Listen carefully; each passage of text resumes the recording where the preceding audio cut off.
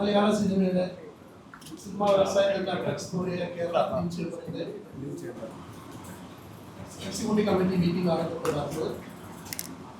Cinema വ്യവസായം കോവിഡിന് ശേഷം വളരെ പ്രതിസന്ധിയിരിക്കുന്ന ഈ കാലഘട്ടത്തിൽ പല പ്രാവശ്യം പല ചർച്ചകളിൽ പോയി സർക്കാരിൽ നിന്ന് ലഭിക്കേണ്ട ആനുകൂല്യങ്ങൾ പലതും ലഭിക്കുന്നില്ല. സിനിമാ പ്രൊഡക്ഷന്റെ കോസ്റ്റ് കൂടിക്കൊണ്ടിരിക്കുക.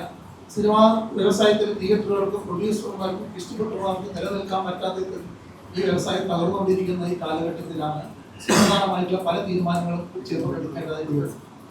അതിന്റെ ആ ചേംബറിലെ കഴിഞ്ഞ ചേംബർ മീറ്റിംഗില് അങ്ങനെ ഒരു തീരുമാനം വേണമെന്നുള്ള അടിസ്ഥാനത്തിലാണ് ഇവിടെ നിന്ന് നമ്മുടെ ഒരു തീരുമാനം എടുക്കണമെന്നും അത് എല്ലാ സംഘടനകളെയും കൂട്ടിയിണക്കിക്കൊണ്ട് ഒരു മീറ്റിംഗ് നടത്തണമെന്ന് തീരുമാനിച്ചു. അതിന് മുന്നോടിയായിട്ട് നടന്ന എല്ലാവരുടെ സമ്മതപ്രകാരം നടന്നൊരു മീറ്റിംഗ് ആയിരുന്നു പ്രൊഡ്യൂസേഴ്സ് അസോസിയേഷൻ മീറ്റിംഗിൽ 6-ാം തീയതി നടത്തുന്നത്. ആ മീറ്റിംഗിൽ അപ്പെക്സ് കോഡിയയിലെ എല്ലാ അഫിലിയേറ്റ്സും പങ്കെടുക്കാൻ മീറ്റിംഗായിരുന്നു. ആ meeting producers association, distributors association, executives association എല്ലാവരും കൂടി പങ്കെടുത്ത ഒരു മീറ്റിംഗ് ആയിരുന്നു. ആ മീറ്റിംഗിൽ എല്ലാവരും കൂടി എടുത്ത ഒരു തീരുമാനപ്രമാണ് പ്രൊഡ്യൂസേഴ്സ് അസോസിയേഷന്റെ വൈസ് പ്രസിഡന്റായിരുന്ന ജി സുരേഷ് കുമാർ അനൗൺസ് ചെയ്തു. അതായത് സിനിമാ വ്യവസായം മുന്നോട്ട് പോകണമെങ്കിൽ ഒരു പ്രക്ഷോഭം നടത്തിക്കൊണ്ട് സർക്കാരിൽ നിന്ന് കിട്ടുന്ന ആനുകൂല്യങ്ങൾ നേടിക്കൊണ്ട് എല്ലാവരും ഈ വ്യവസായം മുന്നോട്ട് കൊണ്ടുപോകാൻ പറ്റുന്നത്. അതേമാതിരി തന്നെ ആർട്ടിസ്റ്റുകൾക്ക് അവരുടെ പ്രതിഫലം വളരെയധികം കൂട്ടിക്കൊണ്ടാണ് ഇപ്പോൾ പോകുന്നതെന്നും വ്യവസായം മുന്നോട്ട് കൊണ്ടുപോകാൻ പറ്റാത്ത ഒരു സാഹചര്യമാണെന്നും അത് വിലയിരുത്തിക്കൊണ്ടാണ് ചർച്ച നടന്നതും അതിനൊരു സിനിമ സമരത്തിൽ കൂടിയെങ്കിലും അത് നേടിയെടുക്കണം എന്നുള്ള ഒരു തീരുമാനം അവിടെ എല്ലാവരും കൂടി ഒരുമിച്ചെടുക്കുന്ന തീരുമാനം. ആ തീരുമാനത്തിന് മുന്നോടിയായി തന്നെ ചേംബറിലും അവരുടെ കത്ത് തരികയും ആ ചേംബറിന്റെ സപ്പോർട്ട് ആവശ്യപ്പെടുകയും ചെയ്തു. ആ ആവശ്യപ്പെട്ട പ്രകാരമാണ് ഇന്ന് ഇവിടെ എക്സിക്യൂട്ടീവ് കമ്മിറ്റി ഞങ്ങൾ തീരുമാനങ്ങളും എല്ലാ അപ്ഡേറ്റ്സും എല്ലാ എല്ലാവരും സിനിമാ വ്യവസായം തന്നെ അപ്പെക്സ് കൂടിയ എല്ലാ അപ്ഡേറ്റ്സും അവര് കൂടിയുള്ള ഇന്നത്തെ തീരുമാനത്തിൽ ഞങ്ങളെ സംബന്ധിച്ചെന്ന് വെച്ച് കഴിഞ്ഞാൽ നമ്മുടെ മുൻ പ്രസിഡന്റും ചേംബറിന്റെ മുൻ പ്രസിഡന്റായിരുന്നു ജി സുരേഷ് കുമാർ. അദ്ദേഹം ഒരു സംഘടനയ്ക്ക് വേണ്ടി അല്ല അവിടെ സംസാരിച്ചത്, വ്യവസായത്തിന് വേണ്ടിയാണ് അവിടെ സംസാരിച്ചത്. ആ സംസാരിച്ച് ഞങ്ങളെ പോലെയുള്ള, ഞാനൊരു ചേംബറിന്റെ പ്രസിഡന്റ് ആണെങ്കിൽ ഞാൻ പ്രതിനിധീകരിക്കുന്നത് എക്സിക്യൂട്ടീവ് അസോസിയേഷനിൽ നിന്ന് വന്നിട്ടാണ് ഞാൻ ചേംബർ പ്രസിഡന്റ് ആയിരിക്കുന്നത്.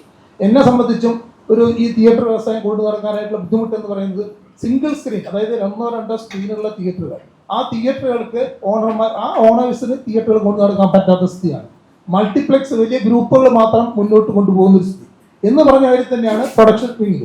വലിയ പ്രൊഡ്യൂസേഴ്സിന് മാത്രം നിലനിൽക്കാൻ പറ്റുകയും സാധാരണ ചെറുകിട പ്രൊഡ്യൂസേഴ്സ് നിലനിൽക്കാൻ പറ്റാത്ത ഒരു സിറ്റുവേഷൻ ഉണ്ടാവുകയും ആ സിറ്റുവേഷനെ ചോദ്യം ചെയ്തുകൊണ്ടാണ് 90% വരുന്ന പ്രൊഡ്യൂസേഴ്സിന് അവരുടെ നന്മയ്ക്ക് വേണ്ടി ചോദ്യം ചെയ്തുകൊണ്ടാണ് ഞങ്ങളുടെ മുൻ പ്രസിഡന്റായിരുന്ന ജി സുരേഷ് കുമാർ, അതായത് പ്രൊഡ്യൂസേഴ്സ് അസോസിയേഷന്റെ വൈസ് പ്രസിഡന്റിന്റെ അഭാവത്തിൽ എല്ലാ അഫിലിയേറ്റ്സുകളുടെയും സമ്മതത്തോടുകൂടിയ ആ സമരത്തിന് മുന്നോട്ട് പോകണം എന്നുള്ള തീരുമാനമെടുത്തു.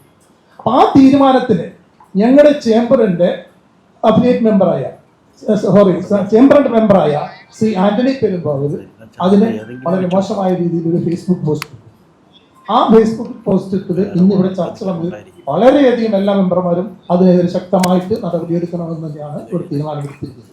ആ തീരുമാനപ്രകാരം ഞങ്ങൾ ചേംബറിന്റെ മെമ്പറായ അദ്ദേഹത്തിന് നമ്മൾ ഇവിടുന്ന് ഒരു കത്തയക്കും. 7 ദിവസത്തിനുള്ളിൽ ആ ഫേസ്ബുക്ക് പോസ്റ്റ് പിൻവലിച്ചുകൊണ്ട് നമുക്ക് 7 ദിവസത്തിനുള്ളിൽ ഇത് പിൻവലിക്കണമെന്ന് തന്നെയാണ് ഞങ്ങൾക്ക് ഉറപ്പ്. അദ്ദേഹം ചേംബറിന്റെ ഒരു മെമ്പറാണ്, അദ്ദേഹം അത് തെറ്റാണ് ചെയ്തതെന്ന് അദ്ദേഹത്തിന് ബോധ്യമുണ്ടാവും. അത് പിൻവലിക്കുമെന്ന് ഞങ്ങൾക്ക് ഉറപ്പുണ്ട്.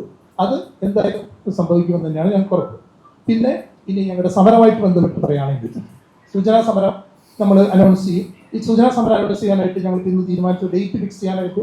ഇപ്പോഴത്തെ സാഹചര്യത്തിൽ എന്ന് വെച്ചാൽ ഞങ്ങൾക്ക് മറ്റുള്ള അഫിലിയേറ്റ്സുകളും അതുമാതിരി തന്നെ അതുമാതിരി തന്നെ പ്രൊഡക്ഷനിലുള്ള പ്രൊഡ്യൂസേഴ്സ് അസോസിയേഷൻ പടം ഏത് ഡേറ്റിലേക്ക് ബ്ലോക്ക് ആവുമോ എന്നാണ് നോക്കാൻ വേണ്ടി ഒരു ഡേറ്റ് ഞങ്ങൾ താമസിയാതെ ഒരാഴ്ചക്കുള്ളിൽ ആ ഡേറ്റ് ഞങ്ങൾ അനൗൺസ് ചെയ്ത് സൂചനാ പണി കൊടുക്കും.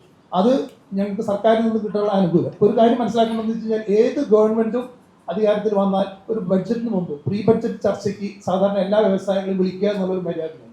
ഇന്നേ വരെ ഇവിടെ ചേംബറിൽ നിന്ന് 2-3 വർഷമായിട്ട് കത്തുകൾ പോയിട്ടുണ്ട്. പ്രീ ബഡ്ജറ്റ് ചർച്ചയ്ക്ക് വിളിക്കണമെന്നും സിനിമാ വ്യവസായത്തിന്റെ പ്രതിസന്ധി എന്താണെന്ന് മനസ്സിലാക്കണമെന്നും പറഞ്ഞുകൊണ്ട് കത്ത് പോയിട്ട് ഇന്നേ വരെ പ്രീ ബഡ്ജറ്റ് ചർച്ചയ്ക്ക് വിളിച്ചിട്ടില്ല. പിന്നെ ഇത് കൂടാതെ ഉണ്ട് ഇപ്പൊ എന്താ 2025-26 ബഡ്ജറ്റിൽ നിങ്ങൾ നോക്കി കാണാം എന്തെങ്കിലും സിനിമാ വ്യവസായത്തിന് ഒരു ഗുണം ചെയ്തിട്ടുണ്ടോ എന്നുള്ളത് നോക്കിയാൽ മതി. അപ്പൊ ഇതൊക്കെ മുന്നിൽ കണ്ടുകൊണ്ട് തന്നെയാണ് ഭൂരിഭാഗം വരുന്ന സിംഗിൾ സ്ക്രീൻ തിയേറ്ററുകളും അതേമാതിരി തന്നെ പ്രൊഡ്യൂസേഴ്സ് ആയിട്ടുള്ള വലിയ ബഡ്ജറ്റിൽ പണം പിടിക്കാത്ത പ്രൊഡ്യൂസേഴ്സ് 90% പ്രൊഡ്യൂസേഴ്സ്. അത് ഞങ്ങൾക്കറിയാം. ചേംബറിലൂടെ പ്രൊഡ്യൂസർ ടൈറ്റിൽ രജിസ്ട്രേഷൻ വരുമ്പോൾ അറിയാം ഏതൊക്കെ പ്രൊഡ്യൂസർമാരാണ് എങ്ങനെയാണ് മുന്നോട്ട് പോകുന്നത്. അപ്പൊ അവരുടെയൊക്കെ സംരക്ഷണത്തിന് വേണ്ടിയിട്ടാണ് അദ്ദേഹം ഈ സ്ഥാപനം നടത്തി. അതിന് ഞങ്ങൾ ശക്തമായിട്ട് ചേംബറിന്റെ അപെക്സ് ബോഡി എന്നുള്ളതൊക്കെ ചേംബർ ശക്തമായിട്ട് അദ്ദേഹത്തിന്റെ ഒപ്പം നിൽക്കുന്നു. ഇതുമായിട്ട് മുന്നോട്ട് പോകുന്നു. ഇത്രയും പറഞ്ഞുകൊണ്ട് നിൽക്കും. നമ്മൾ ഉദ്ദേശിച്ചിട്ട് കേരള ഫിലിം ചേംബർ ഓഫ് കോമേഴ്സിന്റെ ഒരു അംഗം എന്ന നിലയിൽ ഇത് കൂടാതെ ഞങ്ങളുടെ വഴികാട്ടിയൊക്കെ അദ്ദേഹത്തിനും അറിയാം, അതായത് ഈ പറഞ്ഞ അന്നിക്കൽ ഭാഗം അറിയാം. അദ്ദേഹത്തിന് മാനഹാനി വട്ടത്തിൽ എന്ത് കാരണം പറഞ്ഞാലും ഞങ്ങൾക്ക് ചർച്ചയ്ക്ക് വിജയമല്ല. ഞങ്ങളതിനെ ആൻസർ ചെയ്യാൻ താല്പര്യപ്പെടുന്നില്ല. അപ്പം അത് കാരണം അങ്ങനെയുള്ളൊരു കുറിപ്പ് പിൻവലിച്ച് ഇവിടെ സമർപ്പിക്കേണ്ടത്. അതിന് ഒരാഴ്ച സമയം കൊടുത്ത് ഇവിടുന്ന് ലെറ്റർ പോയിട്ടുണ്ട്. ഒരു മെമ്പർ എന്ന നിലയിൽ നമുക്കത് ചെയ്തേ പറ്റൂ. അപ്പം അതിൻ്റെ മറുപടി വരട്ടെ. അപ്പോൾ ഒരാഴ്ച കൂടി തന്നെ ഞങ്ങളുടെ ഈ സൂചനാ സമരത്തിൻ്റെ ഡേറ്റും ഗവൺമെൻറ്റിനെതിരായിട്ട് നടക്കുന്ന ഡേറ്റും അതിൻ്റെ മെമ്മോറാണ്ടങ്ങളൊക്കെ പബ്ലിഷ് ചെയ്യും. അപ്പം അതിന് എന്ത് കാരണങ്ങൾ പറഞ്ഞായിരുന്നു ചെയ്യുന്നത്? നിങ്ങൾ ചോദിക്കുന്ന അതിൽ കാരണം പറഞ്ഞിരുന്നു, എന്ത് കാരണം പറഞ്ഞു, എന്ത് വികാരം കൊണ്ട്, ഇതൊന്നും അല്ല ഇവിടെ കാര്യം. അങ്ങനെ ഒരു ഫേസ്ബുക്ക് പോസ്റ്റ് അല്ല അതിന് പ്രതിനിധി. എന്ന് വെച്ച് കഴിഞ്ഞാൽ അദ്ദേഹം ആരും അറിയപ്പെടാത്ത ആളല്ല. ചേംബറിൻ്റെ പ്രസിഡന്റും സെക്രട്ടറി ഒന്നും ആരും അറിയപ്പെടാത്ത ആൾക്കാരല്ല. മിസ്റ്റർ വിജയകുമാറുണ്ട് ഇവിടെ, അദ്ദേഹം ആരും അറിയപ്പെടുന്നത്. അങ്ങനെയൊക്കെ ആവശ്യമുണ്ടെങ്കിൽ നേരിട്ട് പറയാൻ മതിയാണെങ്കിൽ ഇവരെയൊക്കെ കോണ്ടാക്ട് ചെയ്യാം. ആ കോണ്ടാക്ട് ചെയ്തിട്ട് വളരെ മോശമായി പോയി എന്ന് പറയാം. അല്ലാതെ എന്ത് കാരണം പറഞ്ഞുകൊണ്ട് ആരെയും എന്തും പറയാം എന്നുള്ള ഒരു വെല്ലുവിളി ടോട്ടൽ ഇൻഡസ്ട്രി. ഞങ്ങൾ പണം മുടക്കുന്ന ആൾക്കാരുടെ സംഘടനയാണ് Kerala film chamber of commerce. Theatre ഉടമകൾ, പ്രൊഡ്യൂസേഴ്സ്, ഡിസ്ട്രിബ്യൂട്ടേഴ്സ്. അപ്പോൾ അവരെ ചോദ്യം ചെയ്യണമെന്നുണ്ടെങ്കിൽ അങ്ങനെയുള്ള ആൾക്കാർ ചോദ്യം ചെയ്യട്ടെ. അല്ലാതെ ഇതൊരു ശരിയായ നടപടിയായിട്ട് പൊതുവെ ആർക്കും തന്നെ തോന്നുന്നില്ല. അതുകൊണ്ടാണ് കാരണം കാണിക്കൽ നോട്ടീസ് കൊടുത്തത്. ഈ അവിടെ ഒരു അതിനകത്തും ഒരു രണ്ട് കാര്യം ക്ലിയർ ചെയ്യാൻ വേണ്ടി ചോദിച്ചാണ്. ഒന്നും ക്ലിയർ ചെയ്യേണ്ട കാര്യം ബോധ്യമായ ഒരു കാര്യം ഞങ്ങൾ എന്തിനാ പിന്നെ ക്ലിയർ ചെയ്യുന്നത്? ഈ സമൂഹത്തിൽ ക്ലിയർ ചെയ്യേണ്ട കാര്യമുണ്ടോ? ചേംബറിന്റെ കമ്മിറ്റിക്ക് ബോധ്യമായ കാര്യം ഞങ്ങൾ ഡിക്ലെയർ ചെയ്തു. പിന്നെ അതിന് ഞങ്ങൾ വിശദീയമായിട്ട് അതാണ് ഇതാണ് ഇവിടെ വിളമ്പേണ്ട കാര്യമില്ല. ഞങ്ങൾക്ക് അതിന്റെ ആവശ്യമില്ല. വാർത്താ സമ്മേളനം വിളിക്കുമ്പോൾ പറയണമല്ലോ. ഇല്ലില്ല, അതിന്റെ ആവശ്യമില്ല. അതിന്റെ ആവശ്യമില്ല. മനസ്സിലായി? ഞങ്ങൾക്ക് ബോധ്യമായ ഒരു കാര്യത്തിൽ ഞങ്ങളിതിനെ മറ്റുള്ളവരെ അതിലാക്കണം. ഞങ്ങളുടെ പ്രസിഡന്റും സെക്രട്ടറിക്കും മറ്റുള്ള ഈ അപ്ഡേറ്റ്സിനും ഒക്കെ ബോധ്യമായ ഒരു കാര്യം ആ കുടുംബക്കാരും കണ്ടാണല്ലോ. പിന്നെ എന്തിനാ നിങ്ങൾക്ക് അതിനെപ്പറ്റിയുള്ള വിശദീകരണം അദ്ദേഹത്തോട് പോയി ചോദിക്കും? അതല്ലേ ശരി. ഈ സമരത്തിന്റെ കാര്യത്തിലും വിട്ടുവീഴ്ച ഇപ്പൊ ഫെഫ്ക സമരത്തിനുണ്ടോ? എന്റെ പൊന്നോ, ഇത് പണ്ടും ഫെഫ്ക അല്ല സമരം ചെയ്തേക്കുന്നത്. ഇവിടെ സമരം ചെയ്തേക്കുന്നത് producers, distributors, exhibitors. Kerala film chamber of commerce ചരിത്രം പഠിച്ചാലേ അറിയാം എങ്ങനെയൊക്കെയാണ് ഇവിടെ സമരം നടന്നേക്കണേന്ന്. ഞങ്ങൾക്ക് ഫെഫ്കയും വേണ്ട, അമ്മയും വേണ്ട, ആരും വേണ്ട സമരത്തിന്. ഇവിടെ കളിക്കാൻ തിയേറ്ററില്ല, പ്രൊഡക്ഷൻ്റെ ആളില്ല എന്ന് കണ്ടു കഴിഞ്ഞാൽ പിന്നെ ആരിട്ട് ഷൂട്ട് ചെയ്യും, ആരിട്ട് നടത്തും. അങ്ങനെ ചെയ്യുന്ന പടങ്ങളെ പറ്റി നമുക്ക് വിലയിരുത്താം. പിന്നെ ഇപ്പോഴല്ല അതിനെപ്പറ്റിയൊക്കെ ഒരു വെല്ലുവിളിയായിട്ട് മുമ്പോട്ട് പോകുന്നു. ഞങ്ങൾക്ക് അതിനെ വെല്ലുവിളിക്കാനുള്ള സമയമില്ല. ഗവൺമെന്റിനോട് ആദ്യം വെല്ലുവിളിക്കട്ടെ, അതിനുശേഷം അതിൻ്റെ കാര്യങ്ങൾ വരട്ടെ, അതിനുശേഷം മറ്റുള്ള വിഷയങ്ങളുമായിട്ട് വന്നിട്ട് ഈ ടെക്നിക് സൈറ്റിലേക്ക് പോകട്ടെ. ഗവൺമെന്റിന് ആദ്യം മെമ്മോറാണ്ടം കൊടുത്തതിന് ശേഷം പരിഹരിച്ചില്ലെങ്കിലാണ് സമരമായിട്ട് മുന്നോട്ട് പോവുക. അങ്ങനെയല്ല, അത് ഈ വൺ ഡേ ടോക്കൺ സ്ട്രൈക്ക് എന്തായാലും ഉണ്ടാവും. സൂചനാ പണിമുടക്ക് എന്ന് പറയുന്ന ഒരു സാധനം അത് പ്രൊഡ്യൂസേഴ്സ്, ഡിസ്ട്രിബ്യൂട്ടേഴ്സ്, എക്സിബിറ്റേഴ്സ് അടക്കമുള്ള ആൾക്കാർ പ്രൊഡക്ഷൻ അടക്കം നിർത്തിവെച്ചുകൊണ്ടുള്ള ഒരു സ്തംഭനാവസ്ഥ ഒരു ദിവസത്തേക്കുണ്ടാവും. അത്രയേ ഉള്ളൂ. ഇന്നിപ്പോൾ ചേംബറിന്റെ അഫിലിയേറ്റ്സ് ആണ് പ്രൊഡ്യൂസേഴ്സ്, ഡിസ്ട്രിബ്യൂട്ടേഴ്സ്, എക്സിബിറ്റേഴ്സ്. അതിനെല്ലാം ഭാരവാഹികളും പ്രസിഡന്റുമാരും ഇവിടെ ഉണ്ട്.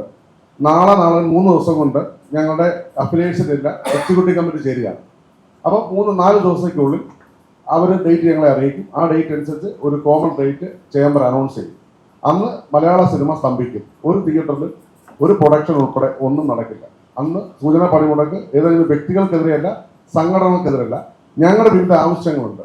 അത് ഇൻഡസ്ട്രിയായിട്ട് പ്രഖ്യാപിക്കണം. കറണ്ട് ചാർജ് പ്രശ്നമുണ്ട്, തിയേറ്ററുകാരുടെ പ്രശ്നമുണ്ട്, ഞങ്ങളുടെ ഡബിൾ നികുതിയുണ്ട്, ട്രിപ്പിൾ നികുതിയുണ്ട്.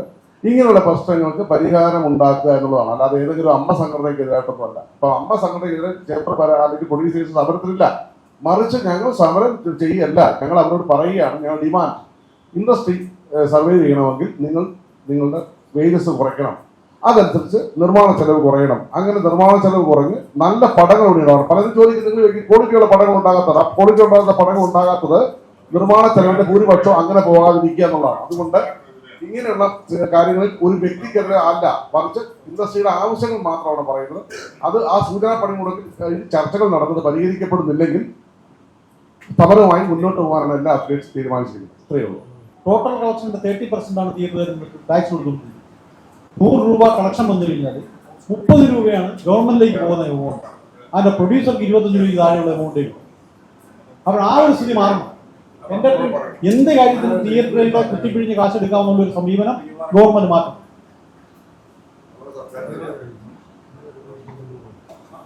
പിന്നെ ലൈസൻസിങ് സിസ്റ്റം, ഒരു തിയേറ്ററിന്റെ ലൈസൻസ് പുതുക്കുന്നത് ഒരു കടമ്പയായിട്ട് മാറിയിരിക്കും.